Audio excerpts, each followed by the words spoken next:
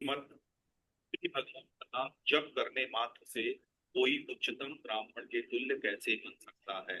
अविश्वास करने वालों के मन से ऐसे संदेह दूर करने हेतु ही यह श्लोक पुष्टि करता है कि श्री भगवान का के पवित्र नाम के कीर्तन की स्थिति सहसा प्राप्त नहीं होती, अपितु जप करने वाला पहले सभी प्रकार के यज्ञ तथा अनुष्ठान कर चुका होता है।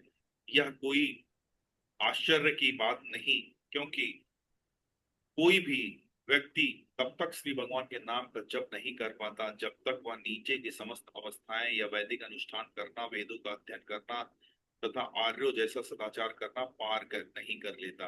पहले यह सब संपन्न कर लेना होगा। जिस प्रकार विधि के कानून के विद्यार्थी से यह आशा की जाती है कि वह सामान्य शिक्षा में स्नातक होगा, उसी प्रकार से जो भी श्री भगवान के नाम जप हरे कृष्ण महामंत्र हरे कृष्ण कृष्ण कृष्ण हरे हरे, हरे राम राम हरे हरे के जप में लगा हुआ है, उससे आशा की जाती है कि उसने नीचे की समस्त अवस्थाएं पार कर ली होगी। यह कहा गया है कि जो भी जीव के अग्रभाग से केवल नाम जप करते हैं वे धन्य हैं। मनुष्य को पवित्र नाम का जप करने हेतु इसकी पूरी विधि समझने की आवश्यकता नहीं है, जिससे जिसमें अपराधी अवस्था, निरपराधी अवस्था तथा शुद्ध अवस्था सम्मिलित है। यदि पवित्र नाम को जीव के अगले भाग पर लाया जाए तो वही पर्याप्त है। यहाँ यह कहा गया है कि नाम केवल एक नाम, चाहे श्री राम हो या श्री कृष्ण, पर्याप्त है। ऐसा नहीं है कि मनुष्य को श्री भगवान के सभी नामों को जप करना पड़े। श्री भगवान के नाम को तो असंख्य हैं और मनुष्य को यह सिद्ध करने हेतु कि उसने समस्त वैदिक अनुष्ठानों को पूरा कर लिया है, सभी नामों के जप करने की आवश्यकता नहीं रहती। यदि वह एक बार भी जप करता है तो समझना चाहिए कि उसने सभी परीक्षाएं उत्तीर्ण कर ली हैं।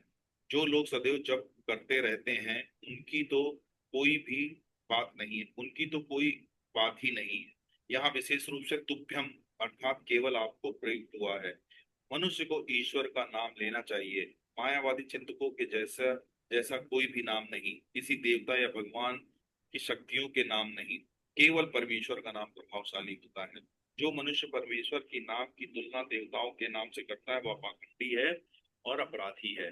पवित्र नाम का कीर्तन किसी इंद्रिय तृप्ति या विश्व या व्यवसाय की दृष्टि से नहीं, अपितु परमेश्वर को प्रसन्न करने हेतु करना होता है। यदि वह शुद्ध भाव हो तो भले ही कोई निम्न परिवार में या चांडाल के घर में क्यों न जन्म जन्म लिया हो, वह धन्य है, क्योंकि वह न केवल अपने आप को शुद्ध करता है अपितु अन्य व्यक्तियों का उद्धार करने में भी समर्थ होता है।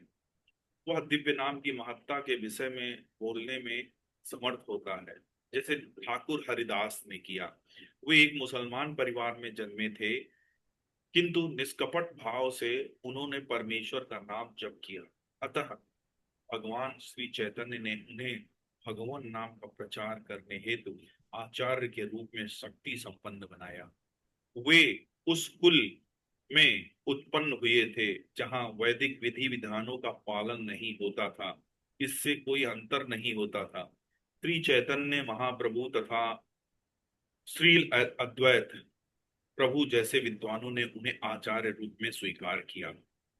इसको हरिदास ठाकुर को, क्योंकि वे निष्कपट भाव से भगवान नाम का जप करते थे। श्री चैतन्य महाप्रभु तथा अद्वैत प्रभु ने तुरंत स्वीकार किया कि हरिदास ने पहले ही सभी तपस्याएं कर ली हैं, वेदों का अध्ययन कर लिया है और समस्त यज्ञ संपन्न कर लिए हैं। यह स्वतः ही समझ लिया। तो क्या किया था, अद्वैताचार्य जो थे उन्होंने श्राद्ध किया। तो श्राद्ध में उन्होंने सैकड़ों ब्राह्मणों को भी बुलाया, लेकिन उन ब्राह्मणों को श्राद्ध का प्रसाद देने से पहले उन्होंने हरिदास ठाकुर को श्राद्ध पत्र दिया, उनको बिठाया और उनको भोजन कराया। तो जबकि वो मुस्लिम परिवार के थे, लेकिन वो क्या थे, वो तो नामाचार्य थे, नाम का सहारा था, वो वैष्णव थे, शुद्ध भक्त थे। तो इवन वहां पे जो ब्राह्मण थे वो थोड़ा नाराज भी हो जाते हैं। लेकिन अद्वैताचार्य उसको स्पष्ट करते हैं कि वैष्णव जब संतुष्ट होते हैं तो सब कुछ संतुष्ट हो जाता है, सभी संतुष्ट हो जाते हैं। तो पहले वैष्णवों की सेवा आवश्यक है।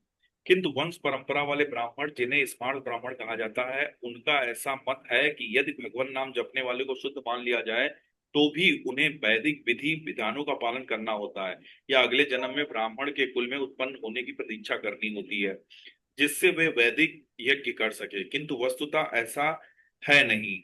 ऐसे व्यक्ति को शुद्ध होने हेतु अगले जन्म तक प्रतीक्षा नहीं करनी होती, वह तुरंत शुद्ध हो जाता है। ऐसा समझा जाता है कि उसने सभी प्रकार के अनुष्ठान पहले से कर रखे हैं। यह उन तथाकथित ब्राह्मणों के लिए है जिन्हें शुद्धि के बिंदु तक पहुंचने से पहले सभी प्रकार की तपस्या करनी पड़ती है। ऐसे अनेक वैदिक कार्य हैं जिनका उल्लेख यहाँ नहीं हुआ है। पवित्र नाम का जप करने वाले उन्हें पहले से ही संपन्न कर चुके होते हैं। जुहू जुहुआ शब्द सूचित करता है कि भगवान नाम को जप करने से पहले ही सभी यज्ञ कर चुके होते हैं। सस्नु का अर्थ है कि वे पहले ही समस्त तीर्थ स्थानों की यात्रा कर चुके होते हैं और उन स्थानों के शुद्धि कर्मों में भाग ले चुके होते हैं। वे आर्या कहलाते हैं क्योंकि उन्होंने सभी आवश्यकताओं को पूरा कर लिया है, अतः उन्हें इन्हीं आर्यों में से होना चाहिए। आर्यन उनको लक्षित करता है जो सभ्य हैं और जिनके आचरण वैदिक अनुष्ठानों के अनुसार नियमित है। कोई भी भक्त जो भगवान नाम का जप करता है वह श्रेष्ठ प्रकार का आर्य है। कोई वेदों का अध्ययन किए बिना आर्य नहीं हो सकता, किंतु यह स्वतः मान लिया जाता है कि भगवान नाम जप करने वालों ने समस्त वैदिक साहित्य पहले ही पढ़ लिया है। यहाँ पर अनुचु विशिष्ट शब्द के रूप में प्रयुक्त है, जिसका अर्थ है कि चूंकि उन्होंने समस्त संस्तुत कार्य कर लिया है अतः वे गुरु होने के योग्य हैं। अब आप देख रहे हैं कि नाम जब जब हम प्रारंभ करते हैं तो कितनी क्वालिटी इनहेरेंटली हमारे अंदर होती है। ये क्या नाम है, वो कौन सा श्लोक है, किबा विप्र किबा न्यासी शूद्र के ने नाय, यही कृष्ण तत्व वेदता तेई गुरु होए। जो कृष्ण का तत्व जानता है तब वो, मतलब जरूरी नहीं कि कि सन्यासी होना चाहिए, ठीक है ना, कि जो भी कृष्ण तत्व के बारे में जानता हो, कृष्ण तत्व को जानना है तो हमें क्या है, नाम का सहारा लेना। तो इस श्लोक में प्रयुक्त गृणंती शब्द का इसका सूचक है कि पहले से अनुष्ठान के संपन्न करने से सिद्ध अवस्था प्राप्त हो चुकी है।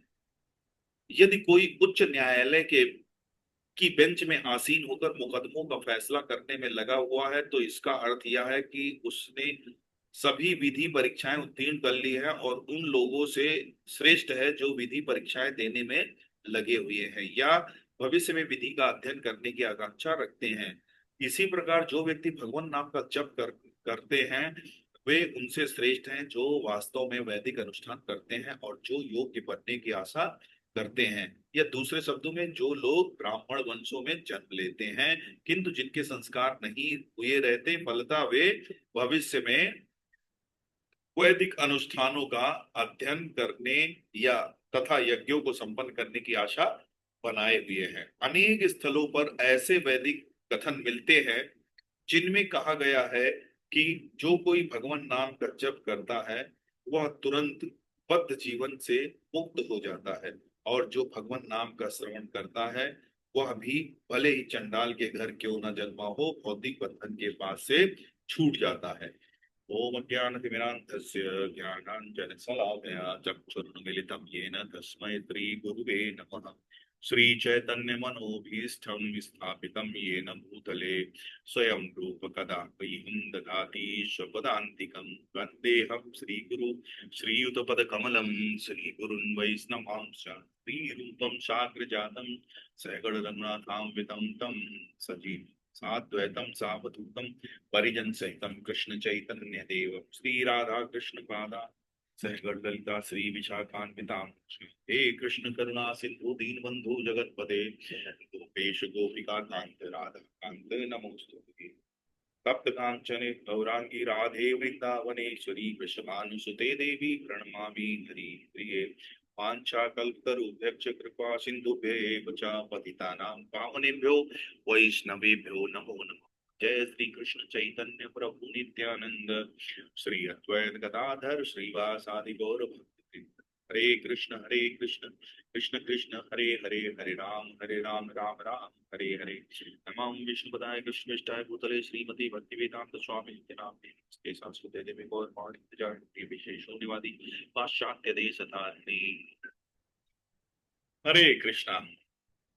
तो देखिए क्या इसमें बोला है, वे कितने धन्य हैं जिनकी जिह्वाएं आपके पवित्र नाम का जप करती हैं। कुत्ता खाने वाले वंशों में उत्पन्न होते हुए भी ऐसे व्यक्ति पूजनीय हैं जो व्यक्ति आपके पवित्र नाम का जप करते हैं। उन्होंने सभी प्रकार की तपस्याएं तथा हवन किए होंगे और आर्यों के सभी सदाचार प्राप्त किए होंगे। आपके पवित्र नाम का जप करने हेतु उन्होंने तीर्थ स्थानों में स्नान किया होगा, वेदों का अध्ययन किया होगा और अपेक्षित प्रत्येक वस्तु की पूर्ति की होगी। तो हम आप सभी लोग जो है ये सब किया होगा, तभी जो है अभी हरिनाम कर पा रहे हैं। इनफैक्ट ऐसा नहीं है कि ये किया है तो हरिनाम कर पा रहे हैं। कहने का तात्पर्य है कि हम हरिनाम कर रहे हैं, इसका मतलब ये हम सब कर चुके हैं। ये सब हम कर चुके हैं, वेदों का अध्ययन, ठीक है, और ये तीर्थ स्थानों में स्नान और आर्यों के सदाचार, तब सभी प्रकार की तपस्याएं एवं हवन, ये सब जो है हो चुके हैं। तो ये देखिए कितना स्ट्रांग और बड़ा फेमस श्लोक है। नाम की महिमा, अगर आप इसको डालेंगे, बहुत सारे प्रवचन इसमें मतलब वैष्णवों ने दिए हैं। इस्कॉन में ही आपको बहुत सारे लेक्चर, ये बड़ा महत्वपूर्ण श्लोक है जिसने नाम की जो है महिमा को बताना। तो देखिए सब कुछ जो आधारित है, सब सब जो भी है, तो हमारी 99% जो भक्ति है वो हमारे नाम जप पे। हमने कितना नाम का सहारा ले रखा है, कितना हम शरणागति है, नाम के प्रति हमारी कितनी रुचि है, उस पे आधारित है। क्योंकि कलयुग में भगवान क्या है, अभिनत्तो नाम नामिनो। भगवान और भगवान के नाम में कोई फर्क नहीं है।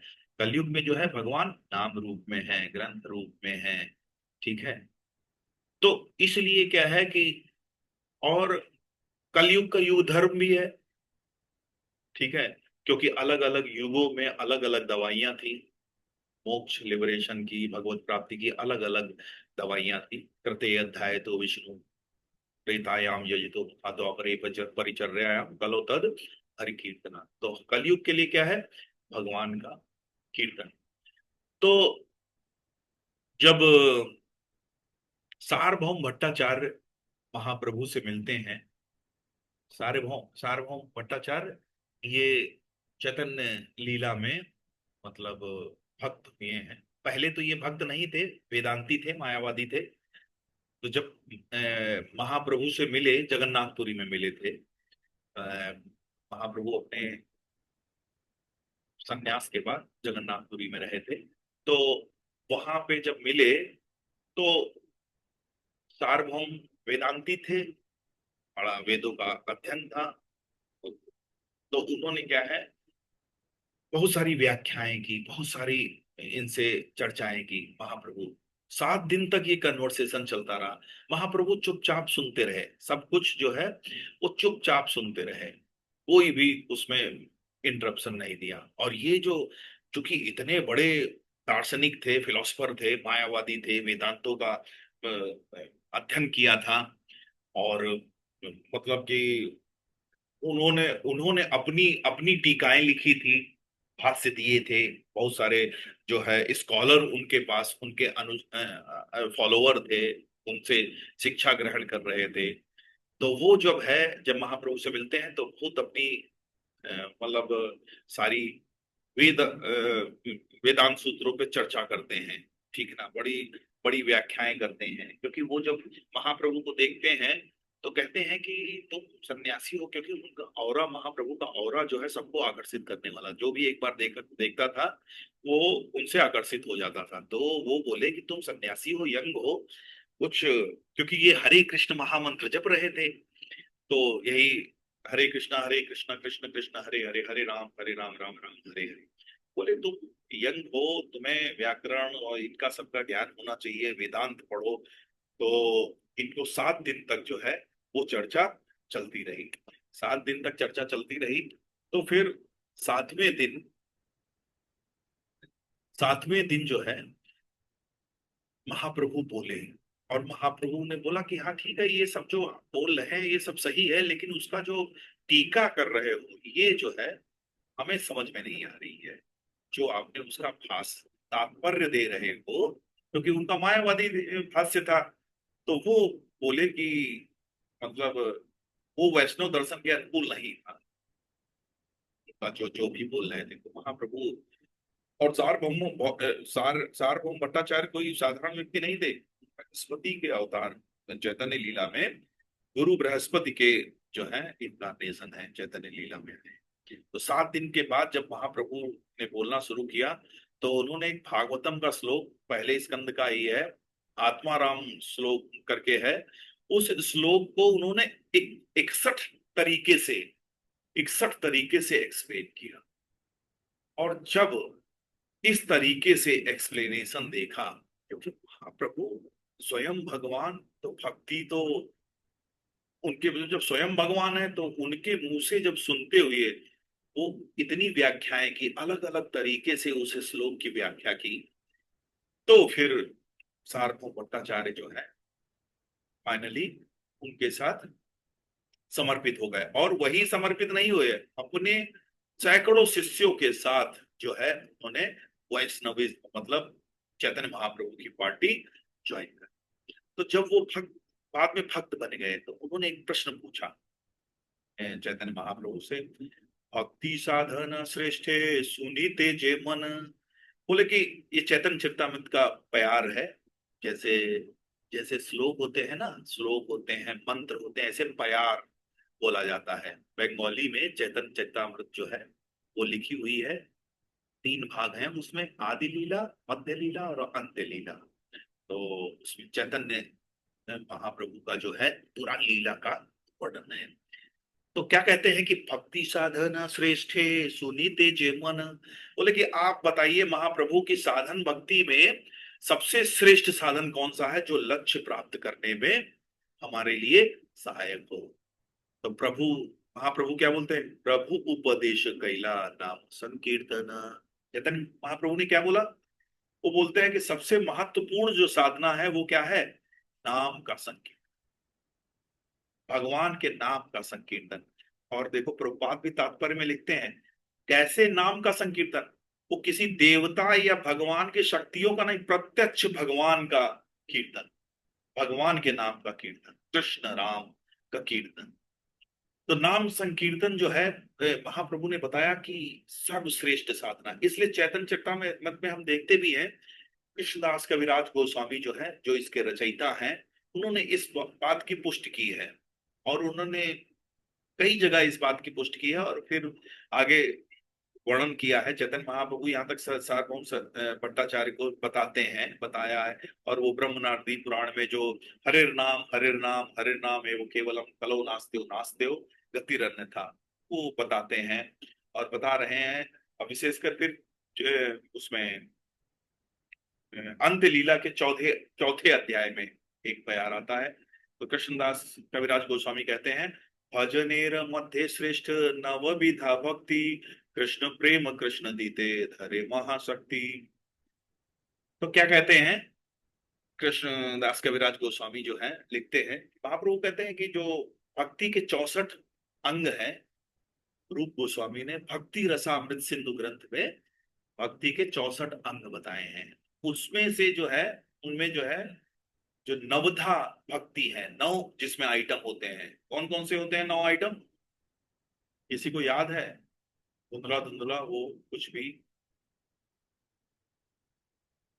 श्रवणम, प्रभु श्रवणम कीर्तनम। विष्णु स्मरणम, पाद सेवनम, अर्चनम, वंदनम, दास्यम, साख्यम, आत्मनिवेदनम।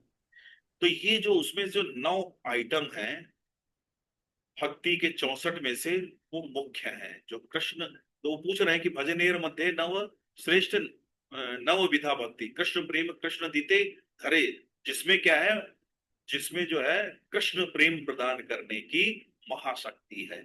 इसके अलावा फिर वो क्या बोलते हैं, तार मध्य सर्वश्रेष्ठ नाम संकीर्तन, निर अपराधे नाम ले प्रेम धन। अगले ही बयान में बोलते हैं कि इन नौ में भी, इन नौ में से भी जो सर्वश्रेष्ठ है, तार मध्य सर्वश्रेष्ठ नाम संकीर्तन, उसमें क्या है, नाम का संकीर्तन, भगवान नाम का संकीर्तन। लेकिन कैसा, निर अपराधे नाम ले ले पय प्रेम धन, मतलब निरपराध भगवान का लिया गया नाम जो है वो सर्वश्रेष्ठ है। 64 में से नौ, नौ में से एक क्या है, नाम संकीर्तन। लेकिन लेकिन वहां पे कंडीशन क्या है, निरपराध है, निरपराध है नाम। तो देखिए, हम जब, नाम की क्या है, तीन स्थिति होती है, नामाभास, सॉरी पहले तो नाम अपराध है, अपराध युक्त नाम में जो क्या है, हम नाम अपराध करते हैं। तो पहला क्या है, नाम अपराध में से शुरू होता है। फिर जब हम प्रयास करते हैं, देखिए अपराध रहित होना तो लंबी प्रोसेस है, बिल्कुल अपराध शून्य, ठीक है, अनर्थ शून्य।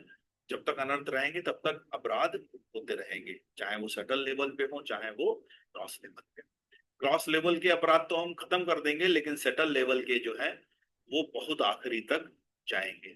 तो इसलिए क्या है, लेकिन लेकिन अगर भक्त जो है ईमानदारी से उसने निश्चित कर लिया है कि वो अपराध रहित साधना करेगा और बचने का प्रयास करेगा, तो निश्चित रूप से वो नामाभास की कंडीशन में आ जाए। तो क्या कहते हैं, तार मध्य सर्वश्रेष्ठ नाम संकीर्तन, निरपराधे नाम ले ले भय प्रेम धन। और जो, लेकिन जो क्या है, जो अपराध युक्त करेंगे, तो क्या कहते हैं कृष्णदास कविराजगामी, तबु जन्म करे यदि श्रवण कीर्तन, तबु न पाय कृष्ण पदे प्रेम धन। मतलब बहुत जन्मों तक भी श्रवण कीर्तन चलता रहेगा लेकिन कृष्ण प्रेम नहीं मिलेगा। ब्रह्मा जी भी कहते हैं उसमें कली संतरण उपनिषद में, ये हरे कृष्ण महामंत्र जो है, जो जो जिसका रेफरेंस है वो कली संतरण उपनिषद यजुर्वेद का भाग है।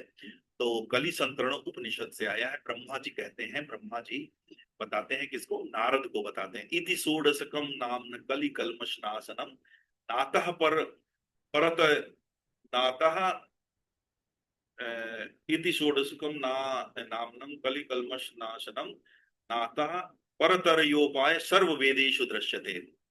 वो क्या कहते हैं, ब्रह्मा जी कहते हैं कि शास्त्रों को मैंने खूब अध्ययन कर लिया है, और वैदिक शास्त्रों का अध्ययन करने के बाद मैं इस निष्कर्ष पे पहुंचा हूं कि सभी वैदिक शास्त्रों का जो निष्कर्ष है, वो सार जो है वो क्या है, इस युग के लिए हरे कृष्ण के मंत्र का जाप करना, इससे अधिक उत्कृष्ट धर्म पद्धति नहीं मिली मुझे। ये किसको बता रहे हैं, नारद जी को बता रहे हैं। नारद क्या है, हमारी परंपरा के दूसरे आचार्य हैं। पहले संस्थापक आचार्य तो ब्रह्मा जी हैं, और फिर ब्रह्मा जी के बाद नारद। और भगवत गीता में भी बोला गया है, कौन सा श्लोक है भगवत गीता में, कुछ धुंधला धुंधला, हाँ, वेदी सर्वेर हम एव वेद्यो वेदांत कृत देव विद देव चाहम, 15वें अध्याय का। क्या कहते हैं कि मैं ही, सभी वेदों द्वारा मुझे ही जानना चाहिए, मुझे ही जाना जाना चाहिए।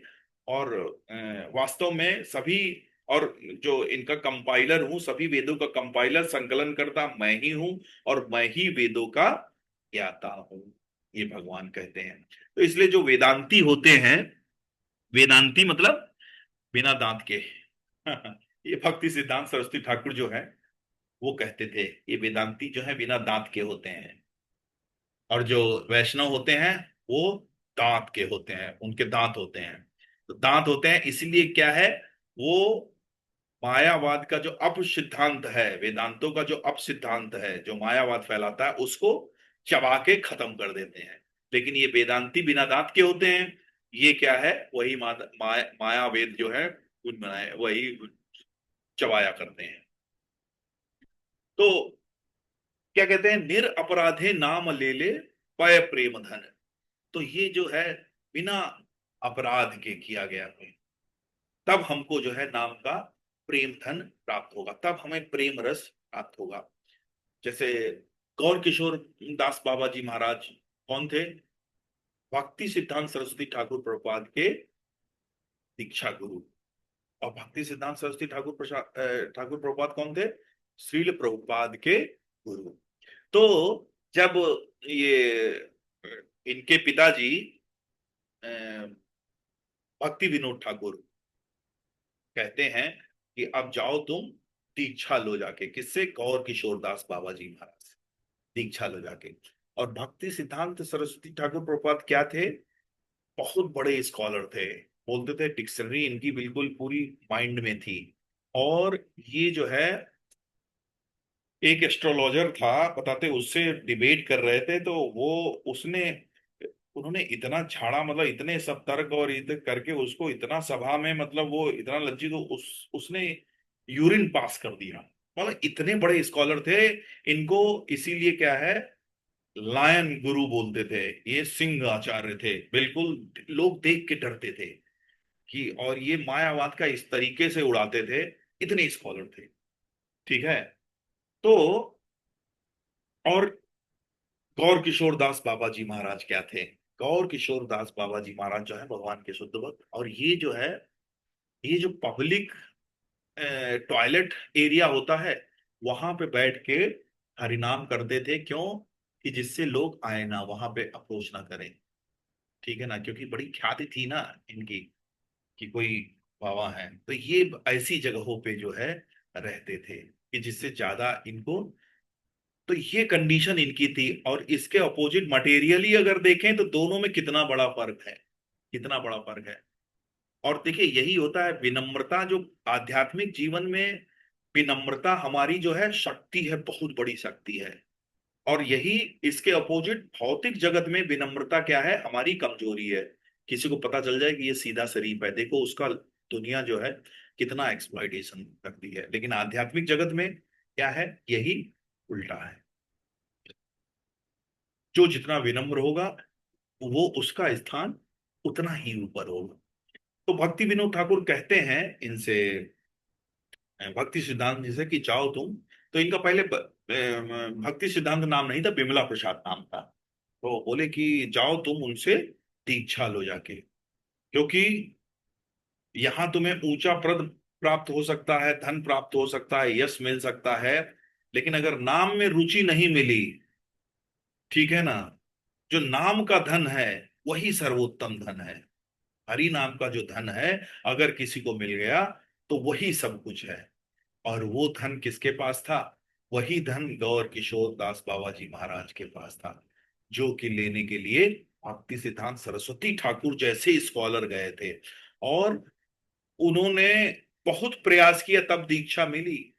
आप समझिए, कई बार जाते थे कि हमें दीक्षा चाहिए, और तो वो भगा देते थे कि भाग जाओ, हम नहीं किसी को दीक्षा देते हैं। तो वो पीछे लगे रहे, सेवा करते रहे, सेवा मतलब अननोटिस्ड सेवा करते रहे, उनका एरिया क्लीन कर देते थे और ये सब। तो फिर क्या है, फिर वक्त ये गौर किशोर दास बाबा जी महाराज ऐसे बोलते थे कि आते थे कि दीक्षा कब देंगे हमको, बोले कि ठीक है महाप्रभु से पूछ के बताएंगे। और फिर दोबारा जाते थे, बोले पूछा क्या? अभी नहीं पूछा, अभी जब हम बात कर लेंगे महाप्रभु से, तब हम बताएंगे तुमको। तो इस तरीके से, लेकिन फाइनली फिर क्या है, आत्मनिवेदन की कंडीशन में आ गए। उन्होंने कहा मैं अपना शरीर जो है त्याग कर दूं। तब फिर उन्होंने कहा जाओ स्नान करो जाके, और उनको नाम धन दिया। तो ये ये होता है नाम। वास्तव में जो है नाम धन जो है, नाम जो है, तो नाम धन इसीलिए देखिए शास्त्रों में धन किसको कहा गया है? पहले पहले के धन फिर भी होते थे, हाथी घोड़े ये सब धन थे। अभी क्या है, देखो ये नोट है, अभी मोदी जी मोनेटाइजेशन लगा दिया, 2 मिनट में खत्म हो गया। मोनेटाइजेशन होते ही पैसे की वैल्यू कहाँ रही, खत्म हो गया। तो वास्तव में इसीलिए आचार्य लोग, आप देखिए भजनों में क्या है, हम धन, प्रेम धन, नाम धन, सेवा धन, इस तरीके से ये धन है। बाकी सब क्या है, यही अर्थ है, बाकी सब अनर्थ है। यही जब वहां पे खड़े हो गए तब पूछा जाएगा, भाई क्या अर्थ है, तुम्हारे पास क्या धन है? बोले कुछ नहीं है जी, हमारे पास प्लॉट है, 4 प्लॉट हैं और ये कारें हैं। बोले ठीक है, जाओ फिर तुम। लेकिन कितना तुमने अर्जित किया है, तुमने अपना भक्ति का अकाउंट जो है कितना अर्जित किया है, वो वास्तविक अर्थ है। तो और और हमारी पूरी डिवोशनल लाइफ जो है वो नाम पे ही आधारित है, नाम पे। क्योंकि हमें ऐसा लगता नहीं है, देखिए ब्रह्मा जी जो हमारे एचओडी हैं, संस्थापकाचार्य ब्रह्म, हम ब्रह्म मत गौड़ी संप्रदाय के हैं। Brahma ji was the first person, lineage में सबसे ऊपर थे। भगवान ने उनको ज्ञान दिया, तेने ब्रह्म हृदयादि कवये मुह्यंति यत् सूर्या। तो ब्रह्मा जी ने जब ज्ञान दिया उनको, भगवान ने ज्ञान दिया, तो उससे पहले उनकी कंडीशन क्या थी? क्या कंडीशन? अंधेरा, इधर उधर भाग रहे थे। ठीक है, उनको जब रिस्पॉन्सिबिलिटी दी भगवान ने यूनिवर्स को क्रिएट करने की, उनको कुछ नहीं पता था। अंधेरा, इधर उधर भाग रहे थे, तब क्या आवाज आई? तपा, तपा। हैं? तब उन्होंने क्या किया? नाम, नाम तप किया। तपस्या क्या थी? नाम लिया। ठीक है ना? तब भगवान ने उनके हृदय में ज्ञान प्रस्तुत किया। तो इसी तरीके से अभी हम लोग भी फेस्टिवल में, अभी हम लोग जैसे फेस्टिवल वगैरह में बड़ा संघर्ष करते हैं, बड़ा एंजाइटी लेते हैं। तो कृष्ण के लिए एंजाइटी लेना चाहिए। अगर एंजाइटी कृष्ण के, देखिए कितना, आप कह दो कि प्रभु जी ये कौन सी बात है, घर में भी एंजाइटी ले रहे हैं और कृष्ण के लिए भी एंजाइटी लें, तो फिर फर्क क्या है? तो देखिए कृष्ण की एंजाइटी और अपने लिए जो एंजाइटी लेते हैं उसमें फर्क क्या होता है? जब हम भगवान के लिए एंजाइटी ले रहे हैं, दैट मीन्स हम भगवान का सपोर्ट कर रहे हैं, भगवान के काम को कर रहे हैं। क्योंकि भगवान क्या चाहते हैं? भगवान ये चाहते हैं कि हर जीव जो है मेरी तरफ उन्मुख हो, जो भूला संबंध है वो याद करे। तो अगर हम प्रचार कार्यों में लगे हैं, तो हम क्या कर रहे हैं? भगवान की हेल्प ले रहे हैं, भगवान की एंजाइटी कम कर रहे हैं, इसलिए हमको एंजाइटी आ रही है। तो वो एंजाइटी आपको अफेक्ट करने वाली नहीं है, क्योंकि वो ट्रांसेंडेंटल एंजाइटी है। लेकिन मैटेरियल एंजाइटी जो होती है, वो होती है जब हम सेल्फ सेंट्रिक होते हैं। वो जो है वो हमारे लिए हार्मफुल होती है, हमारे कॉन्शियस को पोल्यूट करती है। ठीक है? और लेकिन इवन मंदिर में भी अगर आपको एंजाइटी है और आप पॉल्यूट हो रहे हैं और आप डिस्टर्ब हो रहे हैं, इसका मतलब उस एंजाइटी में मिश्रण है। कैसा? वो प्योर कृष्ण के लिए एंजाइटी नहीं ली जा रही है, उसमें कहीं ना कहीं परसेंटेज जो है एंजाइटी का, वो सेल्फ सेंट्रिक भी है। मतलब हम अपनी पर्सनल हित के लिए या पर्सनल ईगो के लिए भी उसमें वो भी एंजाइटी शामिल है। तो निश्चित रूप से जब हम प्रचार करते हैं, पता चले कि महादेव प्रभु से बोला कि प्रभु जी लाइट लगानी है। महादेव प्रभु बोले कि अरे प्रभु जी, where is the man power? HOD बोला तपा, तपा, तप करो। बोले वेयर इज द एलईडी? प्रभु जी कहाँ, सीढ़ी कहाँ है? तो एचओडी बोला तपा, तप करो। तो ये सिचुएशन है। तो भक्त क्या है, एंजाइटी लेते हैं, लेकिन वो एंजाइटी जो है वो हमें हार्म नहीं करती, क्योंकि वो एंजाइटी को लेके हम कृष्ण की एंजाइटी को कम कर रहे हैं। तो ये एंजाइटी हम तभी तभी हम ये सब समझ पाएंगे जब हम जितना ज्यादा नाम के प्रति हमारी शरणागति होगी। तो जैसा आप लोग प्रतिदिन सुबह करते हैं नाम, सब अपने जीवन में उसका प्रभाव देख रहे होंगे, समझ रहे होंगे। तो सभी से आग्रह है कि नाम ही हमारी जो डिवोशनल लाइफ का 99% जो हमारा प्रोग्रेस है, वो हमारे नाम के प्रति शरणागति पे डिपेंड करती है। सो यहाँ पे हम क्लोज करते हैं, टाइम भी हो गया है। हरे कृष्ण।